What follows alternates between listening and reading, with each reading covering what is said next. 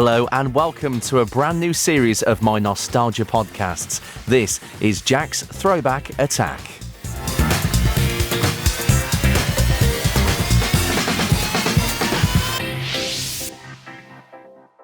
Now, if you watched both CBBC and CITV back in the 1990s, then you'll have definitely seen this man on your screens. It's Simeon Courtie. Hello. Hello, Jack. How are you? Not too bad, thank you. Yourself? Very well, thanks. This is a rare treat for me to go back in time and talk about children's telly in the 90s. What a time to be alive. Definitely. So the first thing I've got to ask is, was doing children's television and broadcasting the career that you aspired to do from a young age? I actually left school at 16 and became a mechanical engineer. So the idea of being a broadcaster wasn't really in my head at all. I just wanted to leave school as soon as possible and get a job and buy a motorbike. I was such a kind of typical boy, really. So I didn't even do A-levels. I just went and sort of learned a trade. But while I was doing that and building printing presses, I really didn't enjoy the work. I hated it, actually. And I thought, I've made a huge mistake here. And at that time, I started to, just as a hobby, get into hospital radio. And so it was when I was 17, I went up to my local hospital in Kettering in Northamptonshire and got into hospital radio. And it was doing that led me to kind of become a broadcaster. My ambition was actually to be on Radio 1, Jack. I was convinced I was going to be a Radio 1 DJ by the time I was 25. I kind of set myself that target. And then I got distracted by the bright lights of television. So I think I was about 22 or 23 years old when I got my first break on The Ozone on Children's BBC, which was a pop show on Sunday mornings. Wow, that's quite a young age to be flung into the world of television. And with presenting The Ozone, I imagine you met some really interesting pop acts of the time. I did. I had some really, really funny jobs. I met lots of boy bands, so boy bands that most people today have not heard of, but your readers and your listeners might have done. People like Worlds Apart and EYC, who were around in the 90s. The legends that I met included people like Tom Jones, so my mum was very pleased with that. But you know, the one that resonates right the way through to today and is still very cool with my own children is Damon Albarn. So I met Damon several times, and the story that always makes my daughters giddy with excitement is that I met him so many times through my work that I lived in Notting Hill at the time, and so did he, lived in Ladbroke Grove. And one morning I was walking to my tube station to go into Children's BBC, and he walked past me on the pavement in Notting Hill, and he said, "Morning, Sim," to me. And that was the moment I knew I'd made it. Definitely. I mean, I quite like Blur and I quite like the Gorillaz, so I think that's cool. Thank you. It is cool, isn't it? I don't think he'd know who I was now, but I actually saw the Gorillaz live in Japan last year. And I loved it, but there was a part of me that was kind of waving, going, "Damon, it's me, I'm here." Friend of the stars. Yeah. So moving on from The Ozone, you presented the continuity on CBBC alongside Otis The Aardvark, didn't you? Oh, yeah. And, you know, what a treat. So presenters were teamed up with a helper. So it all started with Philip in the Gopher, and then you had Ed the Duck with Andy, both Crane and Peters, Simon Parkin, and after that it sort of evolved and to become Otis. I wasn't the first to be with Otis. Otis started with Toby Anstis, and then lasted beyond my time, in fact. So Dick and Dom and Kirsten O'Brien both worked with Otis as well. So, you know, he wasn't my sidekick, I was his. You know, Otis was the real star of the show. I was just there to try and keep control. Definitely. From what I remember with my own memories, Otis The Aardvark, it was always chaotic. Oh, so fun. Honestly, the relationship that I had with Otis was honestly one of the best relationships of my working career. We had such a similar sense of humor, and I'm still in touch with him. You'll be pleased to know. So, yeah, me and Otis, we still catch up from time to time. We text each other all the time. He's a great film buff. and so am I. One of his favourite films is With Nail and I. So I was watching With Nail with one of my daughters a few weeks ago, and I was quote sort of texting Otis, and he was texting back all his favourite bits and stuff. So you'd be pleased to know that Otis is still very, very well. That's always great to hear. And I do recall that you were reunited a few years ago for the 30th anniversary of CBBC. Oh man, have you seen the video that we recorded? Have you seen that? Yeah, I think I have. I do remember watching the programme, actually. I actually made a point of going home and watching it, even though I'm Oh, far too old for children's television now. But anything to do with nostalgia, I have to go home and watch it. it was so much fun to get everyone back together for the anniversary. Yeah, that was in I think like 2015. Yeah, I think it was 2015. Um, Listen, I don't think the program is available anymore, but I would urge your readers and your listeners to, if you Google my name, Simeon Courtie and Otis, somewhere on YouTube, there is a video that we recorded in my radio studio the day before we went to the reunion up in Salford. And what's so funny about this video is Otis had just turned up and the record was playing on my radio show. And so we had like 3 minutes. And I said, let's just do a really quick like promo video. And my producer just got her phone out and just started recording.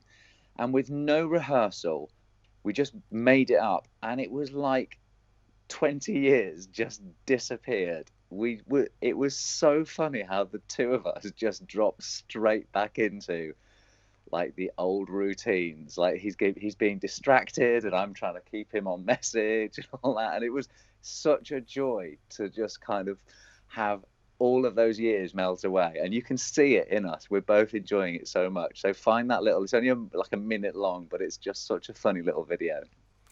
Definitely it is, yes. And what was it like working in the world-famous BBC television centre? I've got to know this. Oh man, yeah, I was so lucky. And like all of these things, Jack, you never realize how lucky you are at the time. Now I look back on it and I think, man, how lucky I was. It was brilliant. It was everything that you would imagine it to be. I had grown up watching children's TV come from that building. So every time Blue Peter had done something outdoors, you see it. You used to see the donut, the round building. Every time Going Live, which was the precursor to Live and Kicking, did anything kind of outdoors, you saw the building. So when I first got to go there as a children's BBC presenter, it was so nerve-wracking because I was seeing this building and it was just like part of my childhood and I was actually there.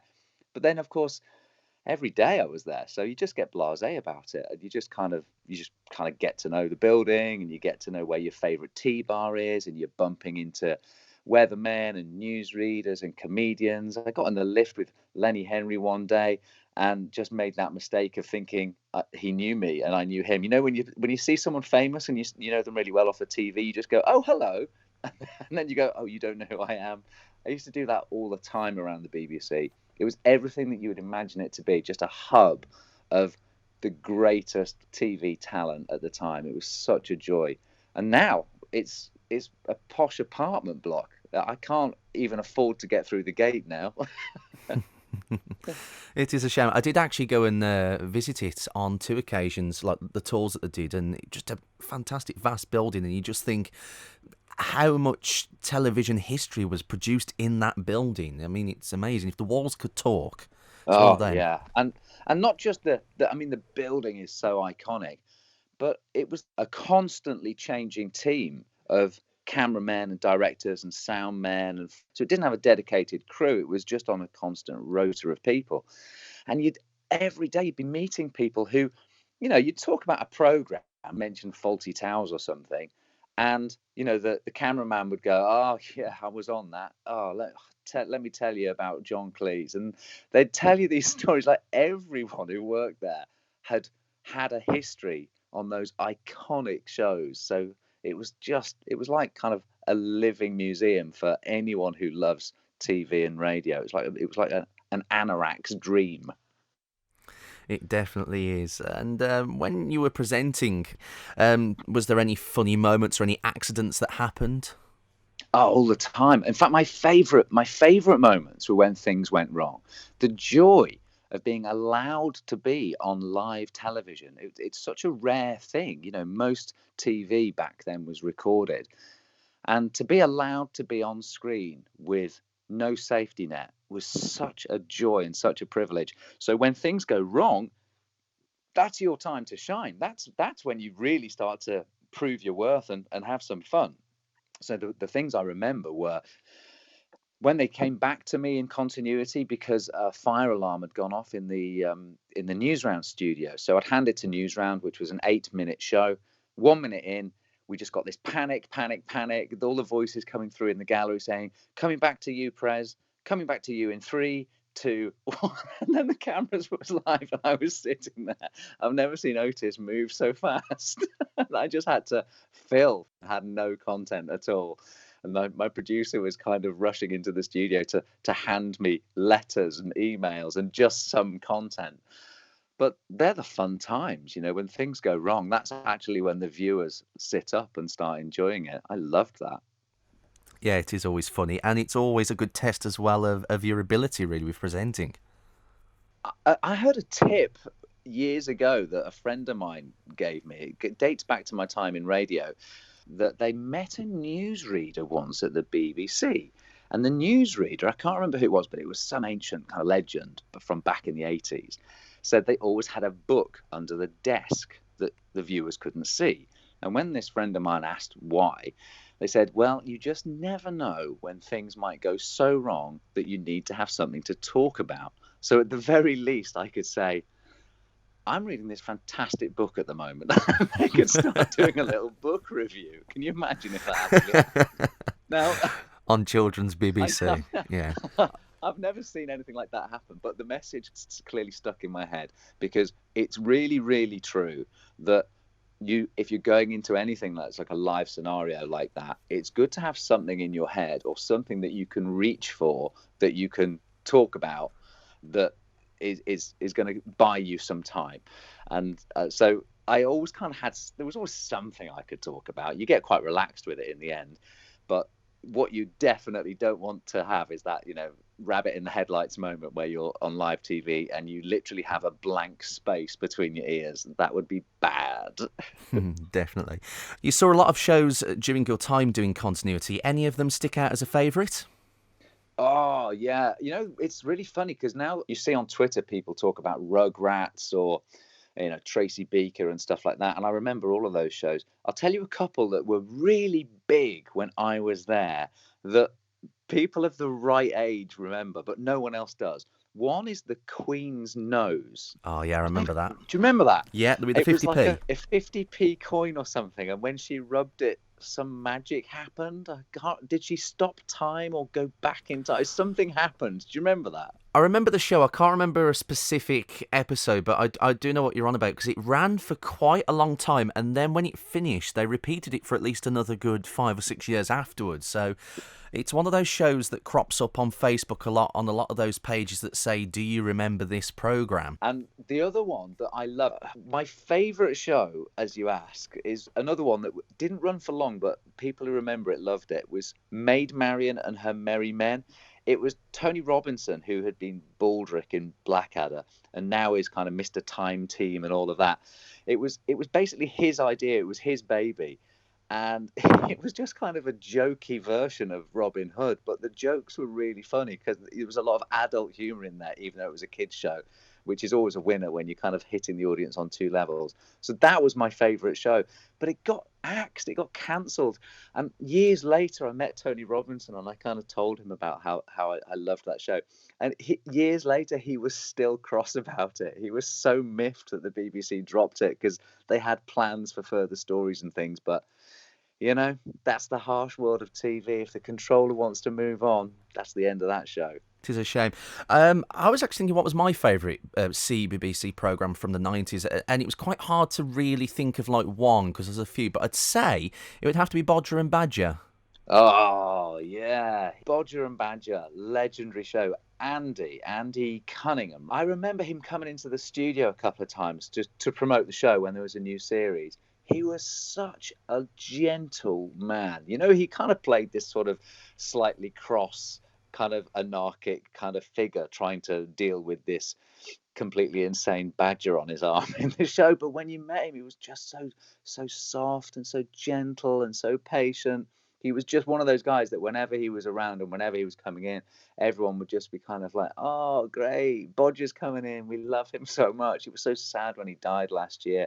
But yeah, that was an iconic show of its time. Definitely one of my favourites, and like you say, a great shame that he passed away. So after a little while doing CBBC, you jumped ship to CITV. I mean, why did you do this?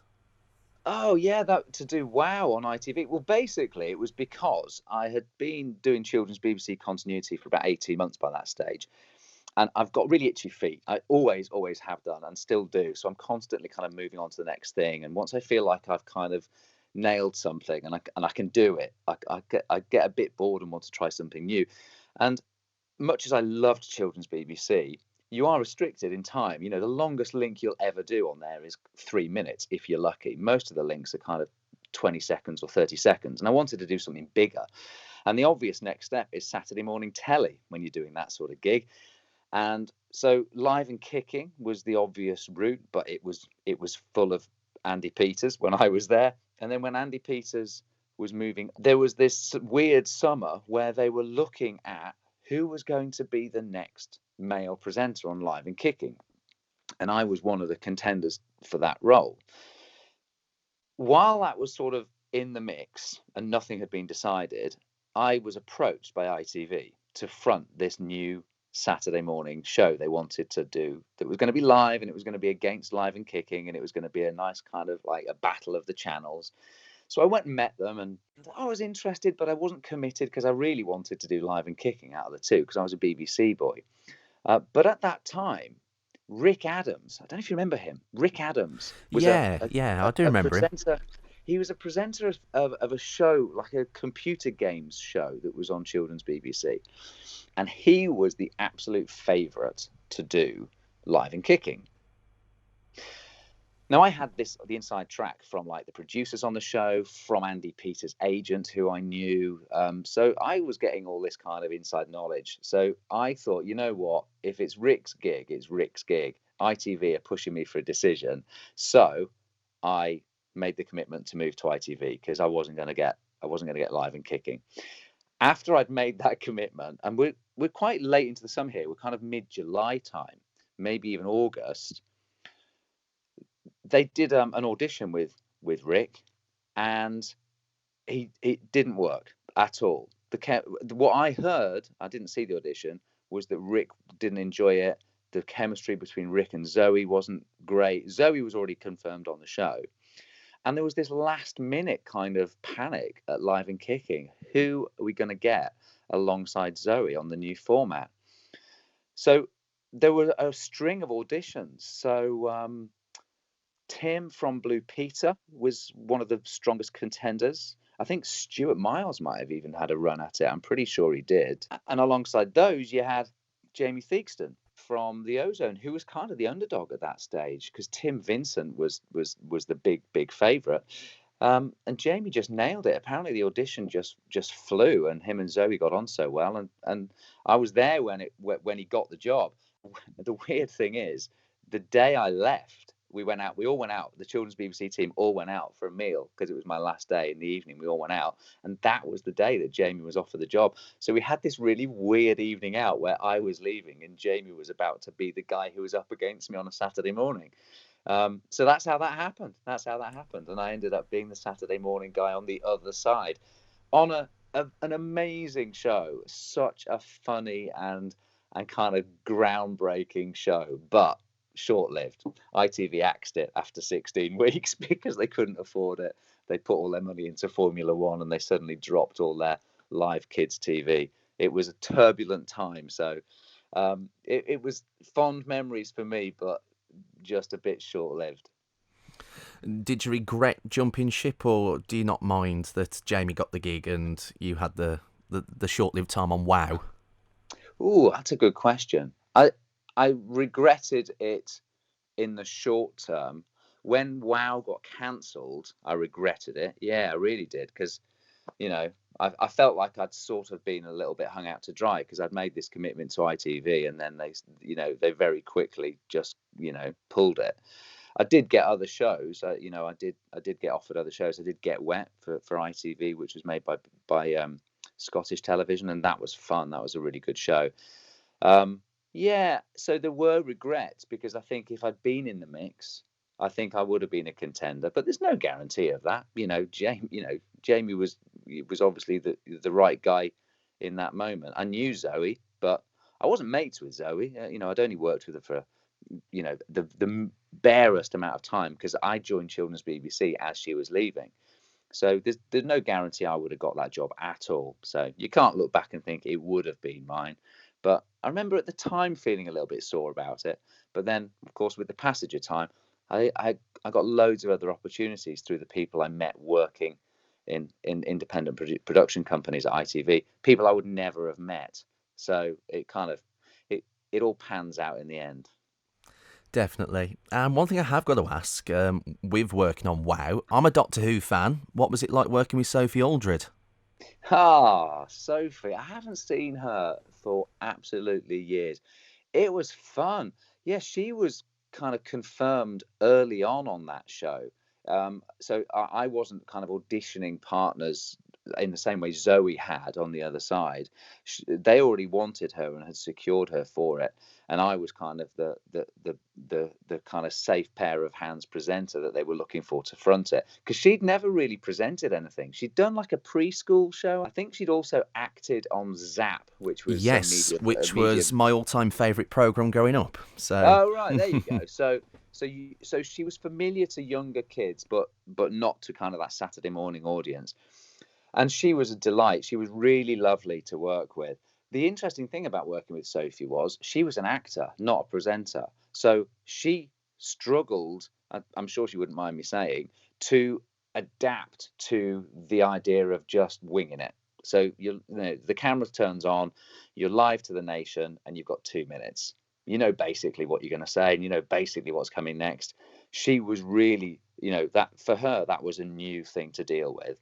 And so there was a fair amount of me kind of sort of encouraging her and saying, yeah, it's all right, it's cool, it's good, just don't worry about it, because she was used to a script. She was used to having the words written for her and delivering them. So it was a real big stretch for her, much more than it was for me. I was kind of like a kid in a playground. I'd been given a whole big show to play with and was having a ball, whereas I think she felt much more pressure to try and do it right, because for her it felt like a new job. So there was a bit of a different dynamic, but I think it worked. The two of us, it sort of balanced out. and you mentioned it just as well. After WoW, you presented a children's game show called Get Wet, which I do remember. And I do have two questions. Number one, what was it like hosting a children's game show? And secondly, where was it filmed? Because that was an impressive set. Oh, it's fun. I mean, kids' game shows are brilliant. It was actually designed to be the follow-up to Funhouse, which was such an established show that Pat Sharp used to present. And ITV wanted kind of the next Funhouse, and Get Wet was basically designed to be that. It didn't run for as long. I think we ran for 3 series, but the set was a triumph, wasn't it? It was so hard to find a location where you could build a pirate ship in a swimming pool that would allow contestants to scuba dive under the pirate ship and look for treasure, which was the ultimate aim of this game show we had. So it was a water-based game show where kids had to answer questions, but then do very, very kind of challenging obstacle courses, but across water. So there was a lot of swimming and jumping and splashing involved. And the final end game involved genuinely having to scuba dive. So these kids had to learn how to scuba dive, which was such an ambitious idea in a show. But the funny thing is, all of the really nice, modern, stylish swimming pools that the set designers went and looked at couldn't accommodate the pirate ship. The pool wasn't big enough. The only swimming pool they could find where they could build this set that was really ambitious and underwater and everything was in a really old 1960s bog standard swimming pool in a part of Glasgow called Drumchapel. Now, Drumchapel, very nice part of Glasgow. I'm sure the people who come from there are very proud of it, but it's also a very poor part of Glasgow. And the funny thing was, every day I would get in a taxi and say to the taxi driver, Drumchapel swimming baths, please. And the taxi driver would turn around and look at me and go, really? Drumchapel? Yeah, you sure? I'd go, yeah, really, honestly. And they would drive me into the rough end of Drumchapel and drop me off outside the swimming baths thinking, what is this guy doing at Drumchapel baths? Because it just looked so kind of decrepit from the outside. But, you know, the magic of television. It looked great on screen, right? It did look really good. It looked very modern on the inside. Oh, but it was a great programme, and one that I do remember. So following on from your kids' TV career, I mean, you've done other bits of TV and radio down the years, haven't you? Yeah, I've done. I've obviously loads. I've done radio throughout all of this. So even throughout that time, I was doing bits of radio. I then went and did some radio for BFBS, the Forces radio station, and did a national breakfast show for them, and won some very nice awards, and was, you know, best radio personality at the New York Festival Awards. So I got quite back into radio, and then I got into comedy writing, Jack, and so I wrote comedy on Have I Got News for You for 4 seasons. And then I went and traveled around the world with my family and my own kids. And I wrote a comedy travel book about that called The Long and Whining Road, which won the London Book Festival in 2012 and a clutch of other international book awards. So I kind of moved a bit away from being on screen to kind of behind the screen. So, you know, writing for TV, doing more radio, and then writing books as well, which I'm still doing now. So I'm still writing. And now I actually train other people how to present. So I'm kind of passing on my skills as well as using them. That's very kind of you.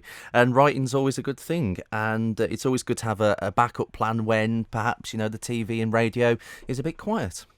Well, you can't do kids' telly forever. So No. I think it was in 1998 that I decided, oh, you know what, I can't really be doing this anymore. I was already 28 by then. So I started at that point to move to writing for television. I wrote TV formats actually for a long time. So yeah, you've always got to have another plan. That's absolutely right.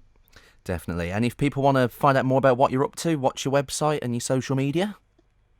The social media is the easiest way. Just find Sim Courtie on Twitter, and you can find me, you know, through the old LinkedIn and see all of the kind of the back catalogue of stuff there. I'm pretty sure my website has a load of old archive stuff on it as well, which is simeon.tv.